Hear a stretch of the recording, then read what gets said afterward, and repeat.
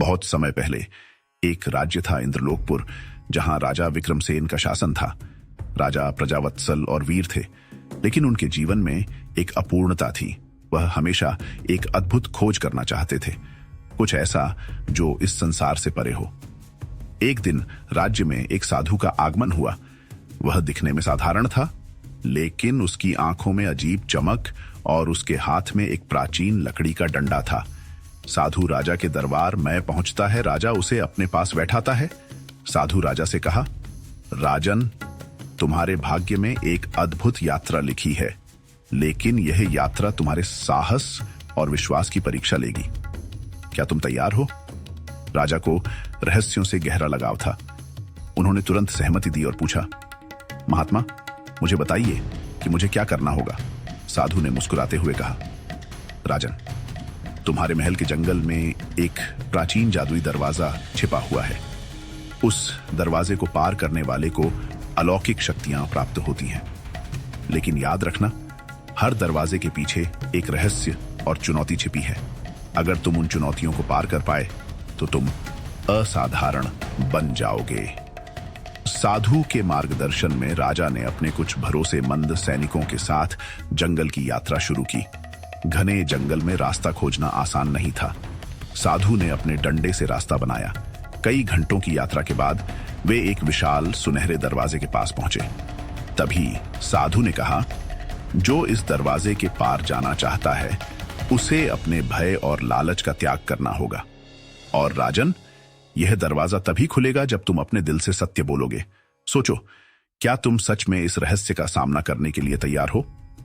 राजा ने दृढ़ता से कहा, महात्मा, मैं हर चुनौती का सामना करने के लिए तैयार हूं। पहला दरवाजा खुला और राजा ने अपने सैनिकों के साथ भीतर प्रवेश किया। वे एक अजीब दुनिया में पहुंच गए। वहां हर दिशा में उनकी ही परछाइयां घूम रही थीं। अचानक एक गहरी आवाज गूंजी, राजन, अगर तुम सच्चे हो तो अपनी असली परछाई को पहचानो। लेकिन याद रखो, अगर तुमने गलत परछाई को चुना तो तुम हमेशा के लिए यहां कैद हो जाओगे। राजा ने गहरी सांस ली और ध्यानपूर्वक अपनी परछाइयों को देखा। उनमें से एक परछाई राजा के हर भाव और चाल को ठीक वैसा ही दोहरा रही थी। राजा ने उस पर हाथ रखा। एक तेज रोशनी फैली और पहली चुनौती समाप्त हो गई। साधु ने कहा, राजन, आगे बढ़ो। आगे बढ़ते हुए वे एक और दरवाजे पर पहुंचे। साधु बोला, यहां तुम्हारी सबसे बड़ी इच्छा की परीक्षा होगी। अगर तुम लालच में फंसे तो यह दरवाजा तुम्हें कभी पार नहीं करने देगा। जैसे ही राजा ने दरवाजा खोला, वह अपने महल में पहुंच गया। वहां उसके सामने सोने और रत्नों का अंबार लगा था।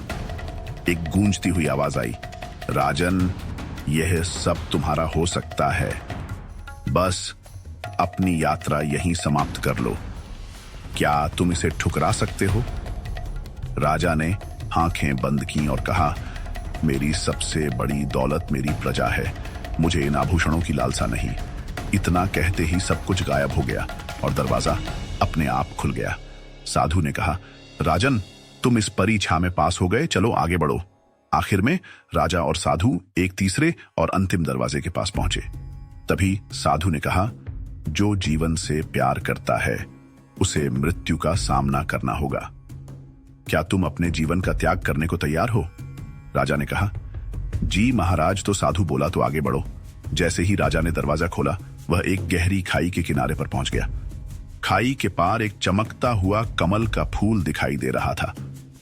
आवाज आई, अगर तुम इस खाई को पार करना चाहते हो तो तुम्हें छलांग लगानी होगी। लेकिन याद रखना, अगर तुम्हारा हृदय शुद्ध नहीं है तो तुम नीचे गिर जाओगे।